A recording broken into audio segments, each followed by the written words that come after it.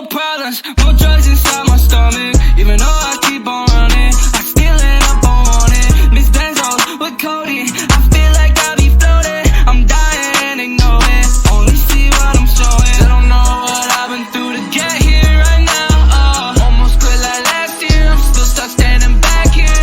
Don't know what I've been through to get here, no. Fake friends wish death upon me, just let it go. I need a private island with nobody around me but my day ones. They all wanna be like me, but I don't give a fuck about what they are. I'm just trying to be myself, past pants with Louis Bell. I got expelled and they said I won't be shit. Now I get money way more than my teachers. I needed help but nobody would listen, so I started